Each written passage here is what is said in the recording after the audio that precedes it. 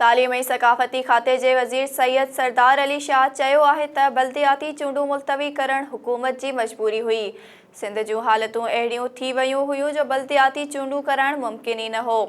SS news जे bureau chief गुलाम मुस्तफ़ा सोलंकी मूजिब Sindh museum Hyderabad में सक़ाफ़ती खाते पारां सिंध जे आशिक़नि जुम्मन दरबदर ऐं मिठू महीरे जे नाव हिक शाम वारी तक़रीब में मीडिया सां ॻाल्हाईंदे सैयद सरदार शाह चयो त जुम्मन दरबदर ऐं मिठो महेरी असांजो असासो आहिनि, खेनि यादि करणु असांजो फ़र्ज़ु आहे। हिन हिक सवाल जे जवाब में चयो त इमरान ख़ान खे गोली लॻण वारो वाक़ियो ड्रामो हो। वाक़े वक़्तु चयो वियो त खेसि खाॿी टंग में गोली लॻी आहे ऐं इस्पताल में वरी खेसि साॼी टंग में 4 पटियूं ॿधल हुयूं। इहा हिक सियासी गेम हुई जंहिं में हू वाइखा थी चुका आहिनि।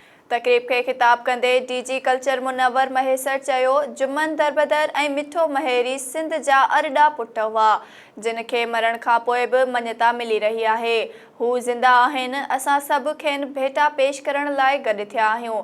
इन मौक़े ते डॉक्टर आकाश अंसारी, डॉक्टर फ़तेह मोहम्मद मरी, प्रोफेसर याकूब चांडियो, इसहाक समेजो, फरहीन मुग़ल, मुस्तफ़ा अयाज़ महेरी, डॉक्टर दोदो महेरी ऐं ॿियनि ॾिया ॿारे जुम्मन दरबदर ऐं मिठो महेरी खे भेटा पेश कई ऐं चयो त जुम्मन दरबदर ऐं मिठो महेरी सिंध जा ख़्वाब खणी हलिया ऐं तारीख़ में अमर थी विया।